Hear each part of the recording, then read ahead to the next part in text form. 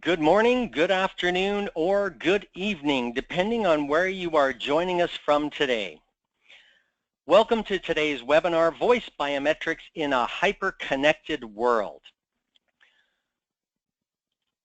My name is Peter O'Neill, and I am the president of Find Biometrics and Mobile ID World. And before we start off today, make sure you mark down in your calendars June 22nd, when we will be hosting the next in our webinar series on biometric national ID in a new era of migration. Well, this has been a very exciting couple of months for us at Mobile ID World and Find Biometrics. Just last month, I was very pleased to be asked to moderate the Payment Biometric panel at the inaugural Money 2020 show in Copenhagen, which was a smash success. 3,500 attendees for their first European FinTech event. I will also be moderating their Vegas Payment Biometric panel this October, and this conference has now grown to over 12,000 attendees, by far the largest FinTech show globally. And next month, I have been invited to chair the cybersecurity session at the Mobile World Congress show in Shanghai. This is a gathering of 60,000 attendees. And by the way, if any attendees today are heading over to Shanghai for that show, please feel free to drop me an email, and I'd be happy to meet with you over there. All of this is to say that mobility and biometrics are hot. And one of the hottest biometrics is voice. So be sure to stay on top of all this breaking news by visiting Find Biometrics or our sister site, Mobile ID World.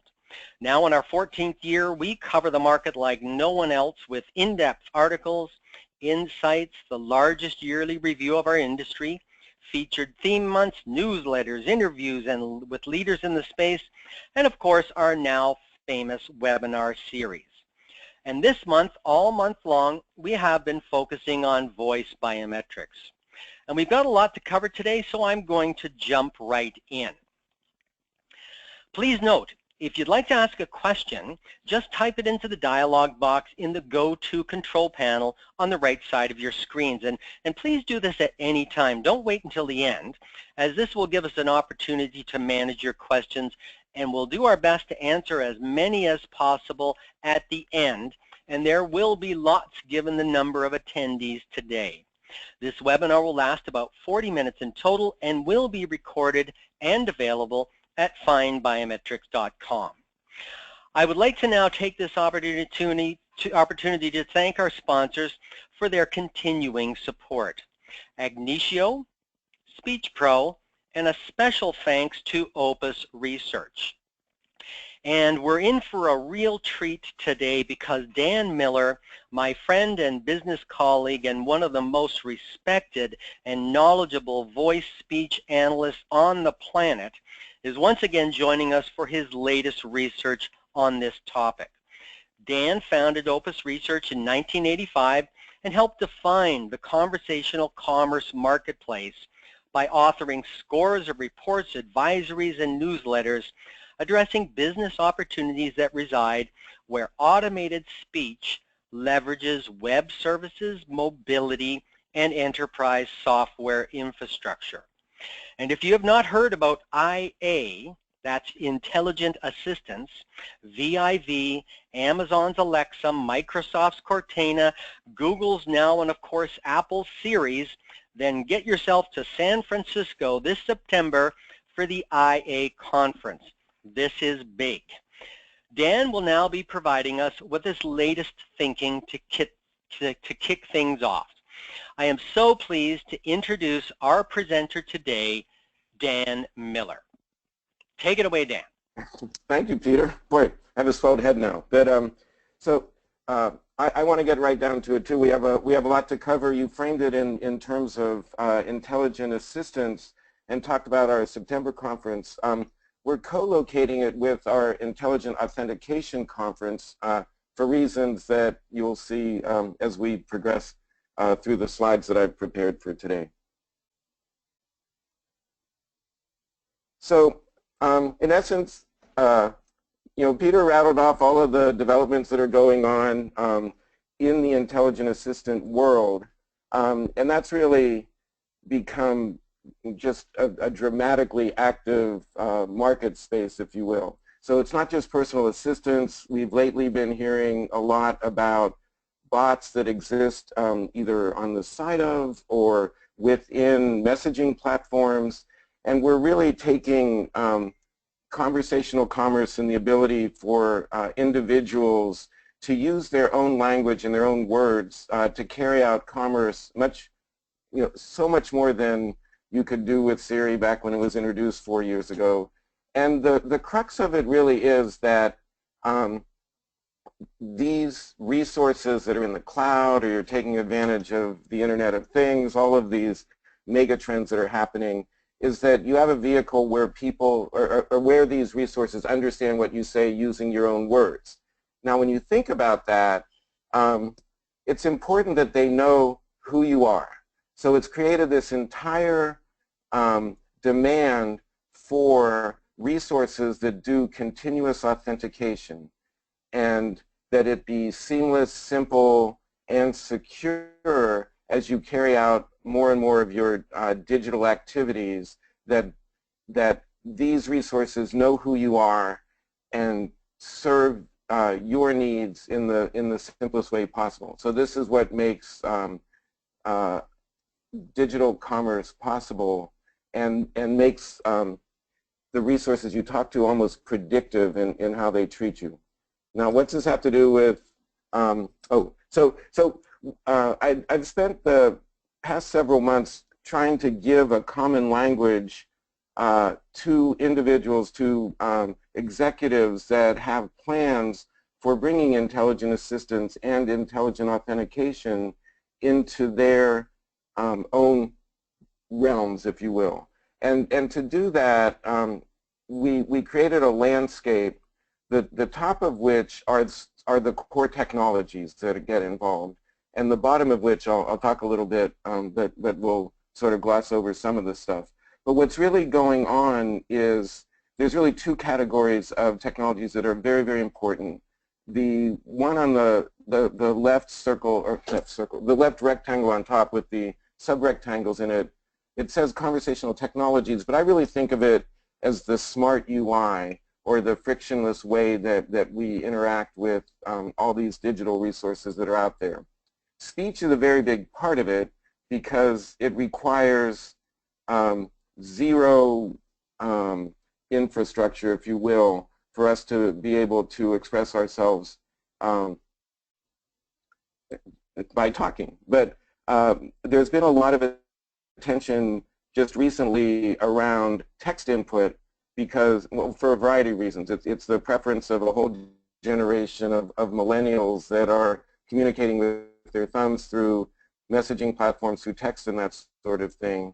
But then as you blow the doors off of what this presentation layer really looks like, the next set of capabilities will be built around something that feels human, that can also detect emotions and sentiment and the urgency you might have by perceiving your gestures, your facial expressions, and the tone of voice you're using. So that's the near-term future of the modern user interface, or the crux of user experience. But what's made it possible, and where there have been tremendous advancements lately, have been in the ability for machines to find meaning out of those utterances that we're making. And that's where natural language processing, that's what the NLP is here, machine learning, and semantic understanding. This is semantic search. The search is very important. Are key cornerstones for just helping us accomplish our goals. And there's a link with the investment that companies and industries have made in their own knowledge management resources that become very important, because so much of the information that has been gathered over the years is in different forms. And one thing we've learned from Google, for instance, is that semantic search is powerful. The ability for us to find things anywhere on the internet or in some digital form has just been dramatically increased, and the times it takes to find the things we're looking for to carry out the business we want to have been shortened and shortened. So that's what's going on technology-wise. The implications are, and you know, Peter mentioned mobile assistants, the Siri, the Cortanas, the Vivs, and that sort of thing, and that's one of the opportunity areas on the left side of the lower layer of rectangles. But what we're trying to depict here is that assistants are quickly morphing into advisors, and that's on the basis of them having particular deep understanding of particular verticals. So things like your health and fitness, your financial advisor, travel, entertainment, hospitality, and that sort of thing, that as the market matures or as these technologies matures, they're being brought together to help people carry out specific business tasks and actually personal tasks. And it's just been exciting to watch because there have been rapid fire evolution from assistant to advisor and ultimately, you know, just to this very meaningful personal resource for all of us. I'll skip the two to the right. We'll talk about them indirectly. So next slide, Peter, please. So the development of intelligent assistants, in order to be personal, really have to get down to adding an identification and verification layer. And that's what we call intelligent authentication. So if you look at this Venn diagram, the smart UI is the upper circle that those conversational technologies or the artificial intelligence and analytics are the circle on the right. You add an identification and verification layer, and that's where you're talking about intelligent authentication. And biometrics is core because it makes these identification and verification technologies or methodologies or protocols personal. So all of the ability to search, to carry out business, to have your words understood are well and good, but it really gets grounded in you when you add the verification layer. That includes a biometric. Next slide, please. So we were planning for our last intelligent authentication conference a couple months ago, and one of the panel members called this the happy path. The idea that you can move seamlessly through both the real world and the digital world with some level of confidence. Then when you want to take an action, make a payment, you find something, you want to make a purchase, that you have been able to take advantage of continuous authentication that's going on. Now, obviously there's a creep factor here, but the idea is that because you have, you know, your smartphone constantly, and you're in a location that, you know, it's likely to be you that's using that smartphone. You're in a location that, based on your historic activity, you're, you know, there's no reason to assume that the person with the phone is not you. There may be a lot more things you can do with that phone without any additional authentication, and that's sort of a seamlessness there. But then if an anomaly is detected, or you reach the threshold where you're making a money transfer or you're making a purchase, it may ask for an additional factor. It may employ a biometric. It may be comparing what you're saying to a stored voice print, and that's part of what we call sort of carefree agility, that business rules surrounding security are applied constantly, information about you is known, and unless there's some reason to think that you need additional information, you just sort of carry on your digital commerce journey, or whatever terminology you want to use for it. And that really supports activity across multiple channels. It applies to taking command of both offline objects and online. So, you know, the Internet of Things, you have to assume that almost every object out there is going to be connected to the Internet in some way, shape, or form. And this is the mechanism for you to take personal control of all these resources that are out there, and you become the center of it.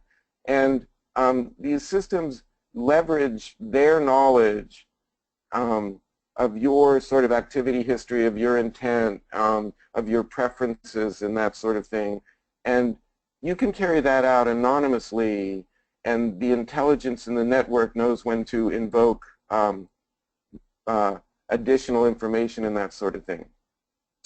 So one of the things that has been just very exciting is to know that as much as it sounds sort of like futuristic and maybe something you've seen in the movies, whenever we hold our intelligent assistant or intelligent authentication conferences, there are real-world use cases taking place. And we have Emilio and Alexei here, and they can talk about the implementations of their technologies. But we've definitely seen an acceleration. Peter was talking about the interest in the FinTech conferences he's been going to, and just in the past 6 months, the activities by banks like Royal Bank of Canada, Manulife, Lloyds and Barclays in the UK, Citibank in the Pacific Rim, we're seeing the introduction of solutions that use passive biometric authentication, applying those rules and surrounding recognizing the situation, adapting the level of security to the context of the activities that are taking place. These are all mature technologies that are up and running. But that is not to say that everything works perfectly and there isn't ample opportunity in the system integration world, in the software development world, to make things even better. Mostly because these technologies embrace existing technologies within enterprise software infrastructure, and they have to merge those that govern security with those that govern contact centers and multiple channels for customer care, CRM, and obviously how it embraces what's going on mobile devices, either through apps or through TalkPass. As we'll discuss today, we are indeed seeing a trend towards the use of multiple biometrics. There's been some really fun discussions about, how many factors, how many factors are needed in order to provide security with the confidence that you're operating at a level of trust that's required. Whether multiple biometrics are the same as multiple factors, there's just a lot of fun discussions to talk about. But what's also been interesting is to see how business process outsourcers and system integrators have come together to ensure that the transition from kind of the fragmented solutions that have evolved in silos of security, contact center, mobility, that sort of thing, are being brought together. And they are being brought together successfully. And I'm tempted to say these revenue charts are for display only at this point. We're getting so much feedback that deployments have accelerated, that these lines that go up and to the right are going to have a much more dramatic upward spiral. But we're seeing, as we'll see in the next slide, we're just seeing an acceleration of enrollment. So I was taken aback at the Intelligent Authentication Conference in London when one of the speakers had said that our forecast was showing ample growth with something around 80 million enrollments globally, and speaker said, well, we alone have 120 million, and so we're definitely updating our census of deployments with an estimate that I think is going to make my point very clear, that we've seen dramatic acceleration as large financial institutions, as telecommunications companies, and indeed government agencies start enrolling voice prints for individuals by the tens of thousands. And I think on that happy note and the up and to the right sort of vector, we're in good shape to open it up to questions. Well, Thank you very much, Dan. I gather from your comments that the industry is moving very quickly, and I think we all see the same type of activity. And now I'd like to introduce our two other panelists for today. Joining us from Madrid, Emilio Martinez, CEO, Agnicio, and our second panelist is Alexei Kitrov, CEO, Speech Pro, who is joining us from New York. And we're going to jump right in. First question to our panel. The biometrics markets are continuing to favor multiple solutions, with financial service providers specifically expecting the consumer to define the dominant modality in a given vertical. Why are consumers choosing voice recognition? What advantages does this modality have that set it apart from others?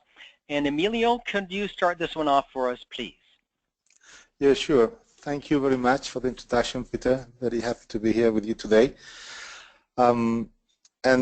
This is really a very interesting approach, this multimodal solutions. I'm a strong believer on multimodality, and that means that I believe that no modality will eliminate the others.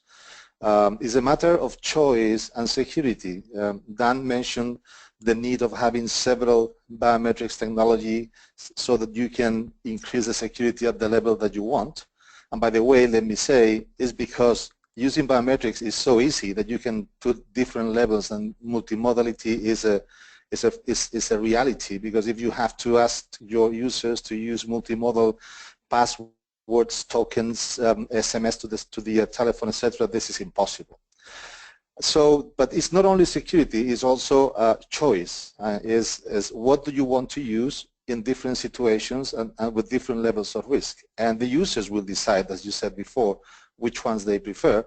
And having said that, obviously I believe that voice is going to be there probably in all multimodal solutions. This is one, is going to be the one that most of the users will choose. And there are several reasons for that.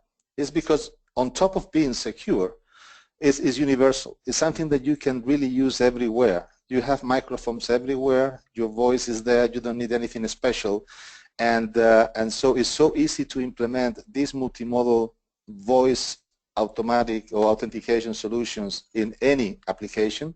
That voice will be part of the choice. Will be one of the choices. At the same time, it is natural. In all the surveys about the users, what do they prefer? Normally voice come up at the very beginning of the list, and this is very easy to understand. It's the less intrusive of all the biometrics. You don't need to do anything strange. You just talk, and we all are used to that. But it's also the other reasons, in my opinion, is that at the same time, it's probably the only biometric factor or modality that at the same time that you authenticate yourself, you are communicating something. So at the same time, you send a command, you transmit an information, and you transmit your identity. So there's so many opportunities that you can think of in multiple situations and opportunities that using voice will be the preferred option, because you don't need to do something extra. You just say what you want to say, communicate what you want to communicate, and at the same time, you have been authenticated. So I think those are the key issues, the key reasons why voice will be the modality of choice. Wonderful. And Alexei, can you fill us in a little bit more about what makes voice recognition so ideal for multimodal? Three reasons, and I will echo a lot of things that Dan and Emilio said. So accessibility, accuracy, and user experience. So these are the three reasons why we see the emergence of voice as one of the key biometrics. Voice is probably the most accessible biometric modality out there. I would venture to say that every single person in this webinar got multiple voice biometric collection devices. So we all have smartphones, we all have laptops, we all have tablets. Every single one of these devices got a microphone. So we don't need any additional hardware, and when enterprise is looking for ways to reach all the customers through all the channels, voice is the primary suspect, because that's the only biometric modality that can be used for the true omni-channel experience, where you can provide the same customer experience to all of the customer base. So if you look at the other modalities like finger, well, some of the laptops do have fingerprint readers, some of them don't. Some of the smartphones do have fingerprint readers, some of them don't. But every single phone got a microphone. There are no exceptions there. So accessibility is there. There are billions and billions of collection devices already in the hand of the users. Voice, as far as the accuracy gone, very dramatically increased the performance of the voice biometric algorithms. If you look at the latest NIST results, or if you just look at the conversations at the conferences, we don't talk about accuracy anymore, because that's a given. And finally, the user experience. Voice is the easiest biometric to deploy, where we don't require anything from the user. And I think that the best user experience when there's none. So we can do identification of people when they don't have to do a single thing to be identified. And I think that's a very powerful value proposition. Well, thank you, Alexei. Dan, do you have anything to add to that? Well, I think they covered it really well. The only thing I was also thinking is ease of enrollment, and you know, enrollment had been a barrier in some ways, mostly based on it used to require more education to get people comfortable talking to objects and that sort of thing. So a couple of things have happened in terms of encouraging individuals to enroll either in situations where they do use a fixed passphrase, and they've made that easier. But it's been especially interesting because these new generations of implementations, especially in contact centers, have been around text-independent implementations, or where enrollment can take place in the background in the course of a normal conversation, as Alexei was discussing, and that's played an important factor. So, you know, the ubiquity, the ease of enrollment, and the ease of authentication are all very, they skew towards voice. Thanks, Dan. Next question. Much has been made about voice biometrics and IoT, Internet of Things, security. Are you seeing greater interest in IoT markets? Do you see voice biometrics as a solution to the long-standing problem of an unsecured Internet of Things? And Alexei, could I ask you to start on this one, please? Absolutely. I think Internet of Things is going to be one of the main drivers of the voice biometric going forward. And for one very simple reason. If we look at the emergence of the new operating systems that seems to be ruling the Internet of Things, things like Alexa that was released by Amazon, Cortana, and so on, they welcome us to a new world where voice is the only interface, voice the only entrance into the Internet of Things. So from that perspective, voice biometric becomes really the only choice to do various levels of personalization and identification in this environment. There's just no other options. And as we see the technologies like Alexa, like Echo, and similar technologies are taking the market by storm, we see greater demand for voice biometric to support the process and provide companies with the possibility to verify identities, to personalize services, to provide an ability to do transactions that require verification, payment, or buying things. So if you want to buy something through voice interface, we want to make sure that it's you that's ordering something through Alexa, through Cortana, or through any other voice-based system. So voice, from this perspective, all of a sudden becomes one of the most hottest technologies on the market. and we see some great demand there. Thank you, Dan. Can I get your take on this one, please? Yeah, so Alexa hit the nail on the head. What the implementation of Alexa on Echo had exposed is there's certain, it doesn't distinguish between individuals within a household. So one of the very, there's some rudimentary, and I wouldn't call it biometric authentication or identification, but there's some rudimentary speaker detection going on. And we've seen it with some of the trigger words on for say Google Now, or for you can say OK Google or Hey Siri, and you actually train the device a little bit to recognize the owner's voice as opposed to somebody else's, so that somebody can't walk behind you and say OK Google and activate your phone. So there's awareness of the power of using the voice as an identifier that is playing with our heads and will lead to stronger authentication in the long run. It's also exposed a challenge because this is somewhere between user authentication, which is using an utterance to using a stored voice print matched to an utterance to authenticate a claimed identity, versus speaker identification, which is within a large group of voices being able to identify an individual. This is some middle ground that I think there's tremendous. Is it a household with 3 or 4 people that actually have certain entitlements, if you will, or abilities that they should be allowed to do, versus other members of the versus individuals within the household. So there's some fun stuff, some other shoes to drop as the one-to-many and individual entitlements come into the formula, and how can that be done seamlessly? Well, thank you very much, Dan. And I'm going to move on.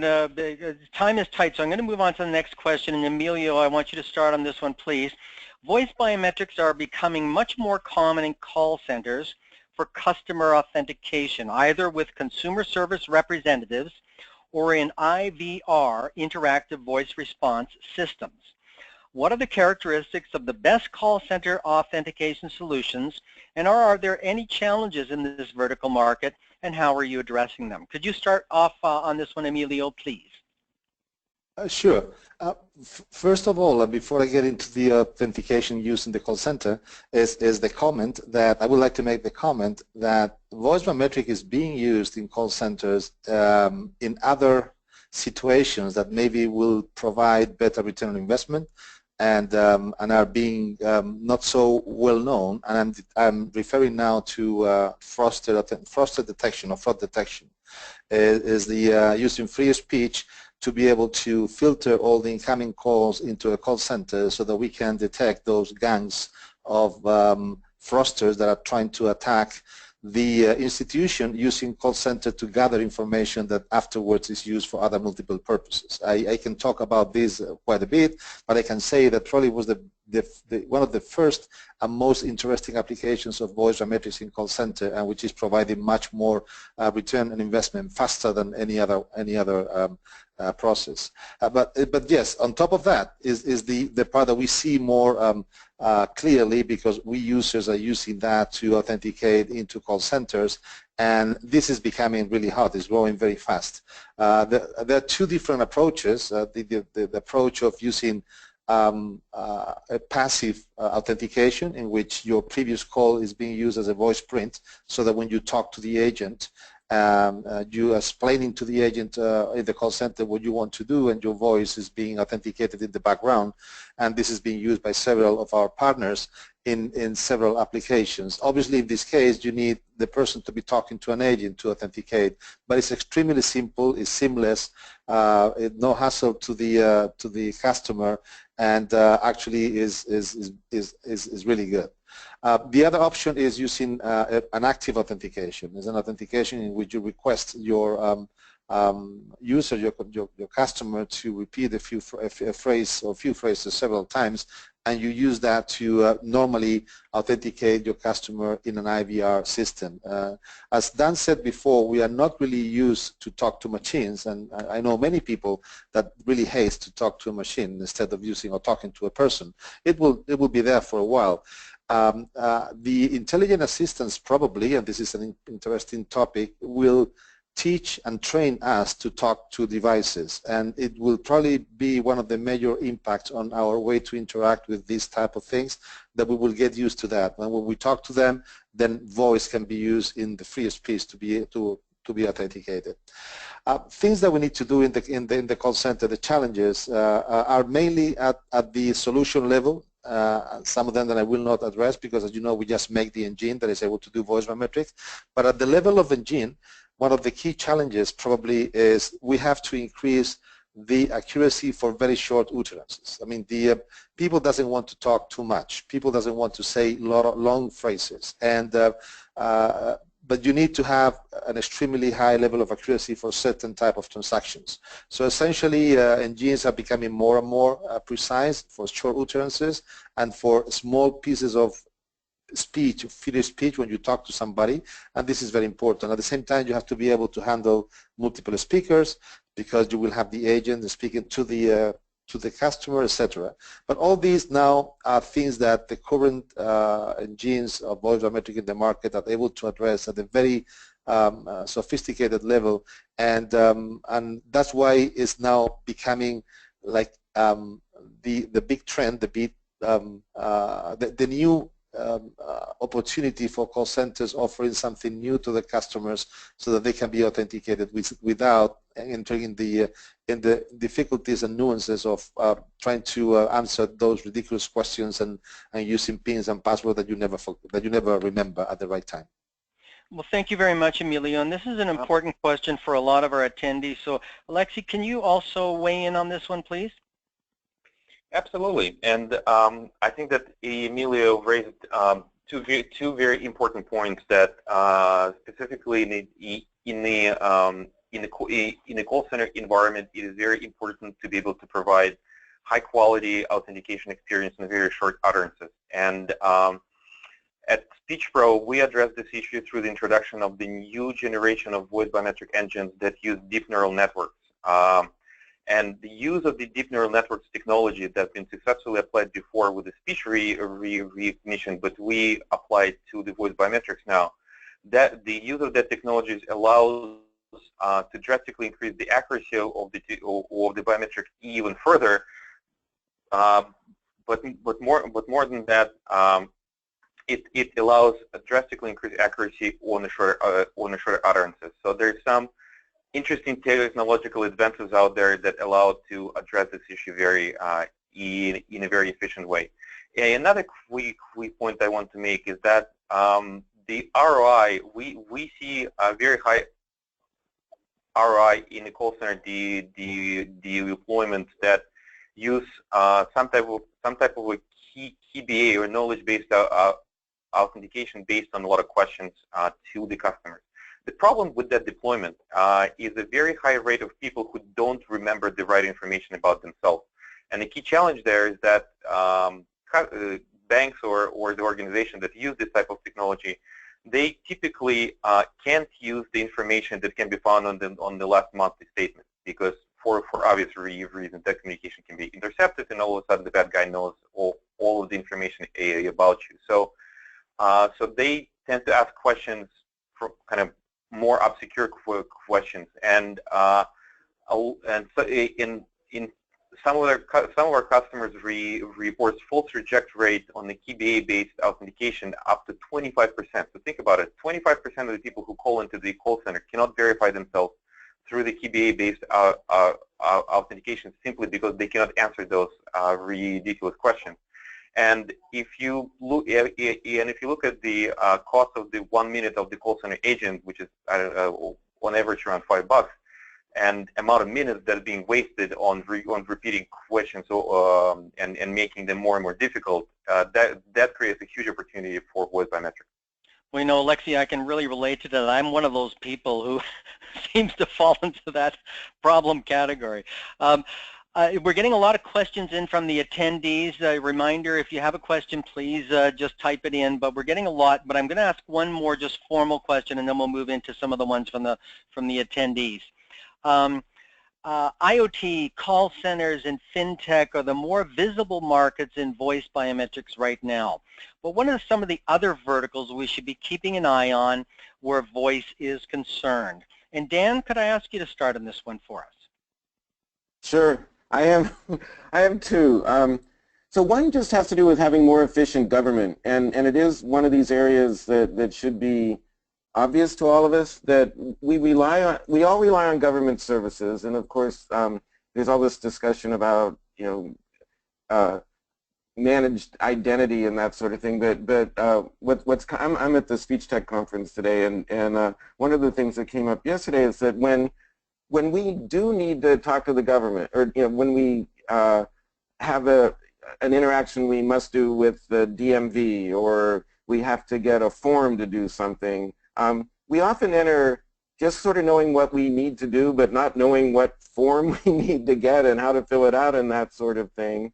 And there's like a role for an intelligent assistant that also has authentication within it to sort of take these partially formed thoughts and good knowledge of who I am in order to provide the best answer in a sort of complex bureaucratic setting. And once you start thinking about all of the use cases, whether it's like booking a tent at a national park, or getting the right form filled before you go traveling, or get a boat or something like that, it becomes really, really interesting. And then the other are just I'm just going to use the term long tail. There's areas where physical solutions can be replaced by a biometric or voice biometrics. One of the ones I hadn't thought of, that as we're doing the census, we got a respondent that has a lot of registered voice prints for convicts who are in home incarceration. And they used to rely on having some piece of hardware that assured people that they were where they claimed to be, but now they're using a voice print and originating the call from a particular place, and it's every bit as strong. So there's going to be a number of long tail implementations like that will account for hundreds of thousands, if not millions, of enrollees. Dan, thank you very much. Alexei, can you just give us 30 seconds on what you see as some of the other more the marketplaces right now?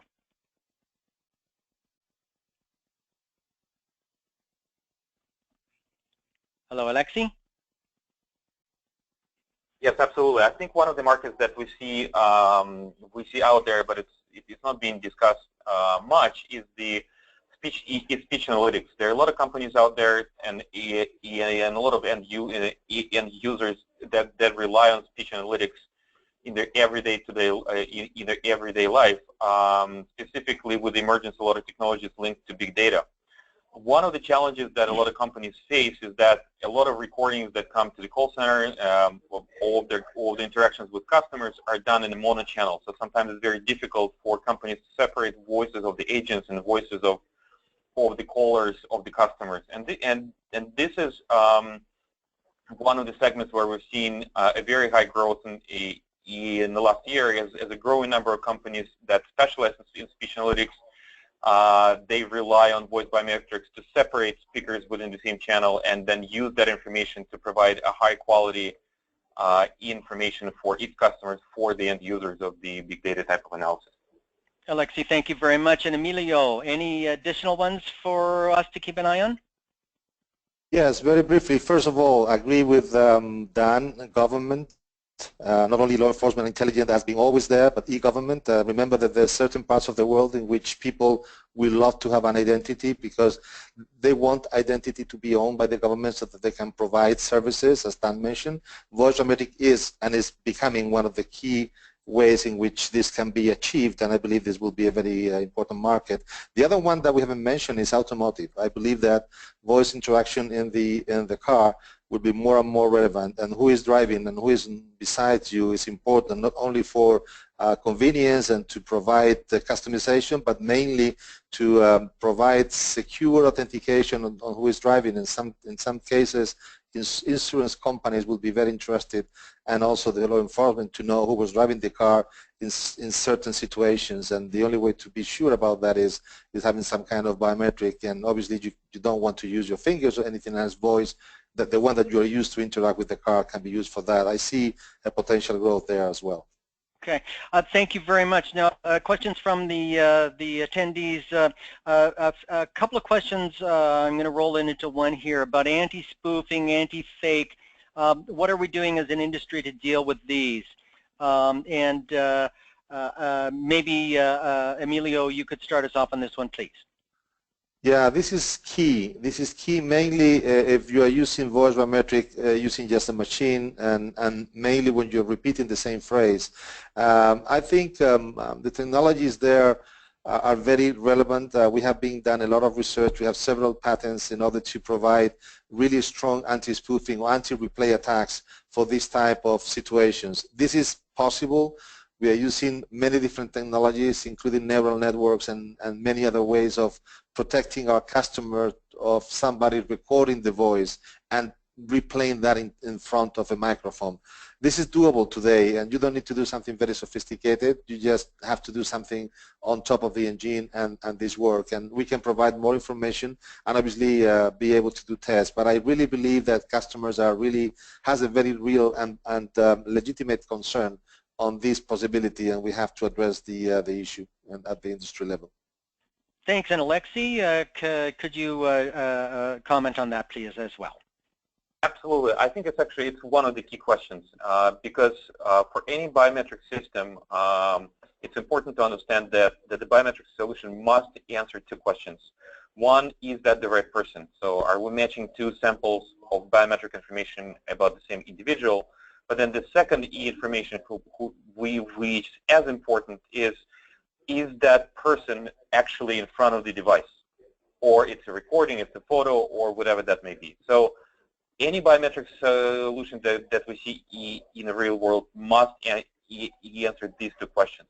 One of the approaches that we advocate in our solution, specifically in the mobile world, because we see a lot of demand for biometric login processes in mobile applications and online resources. Through the application of multi-factor verification, especially in the combination of voice and face, we can create some unique layers of anti-spoofing technologies that are uniquely available through the combination of voice and face. As we collect voice information and analyze the video stream during the transaction, we create specific data points that make the anti-spoofing attacks very, very difficult, if not impossible. So we propose the use of multi-factor combining voice and face is the most obvious solution for the reasons that we discussed before: accessibility, user experience, and accuracy. Okay, I'm going to jump into a final question. We're getting a lot of questions, so thank you very much, attendees. There's a lot of questions about IoT, smart home, but I'm going to pick one here that particularly interests me, and that is robotics. And Dan, I'm going to ask you to take this one, please, as the final question. You know, as we see the growth in IoT and smart home, et cetera, voice will play an increasing role in all of this. And as we see the growth in robotics, where will voice fit in with robotics as well?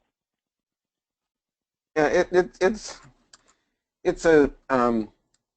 it's a closely related field. We had here at FinTech there was a whole session on social robots. So I need to filter my thoughts here.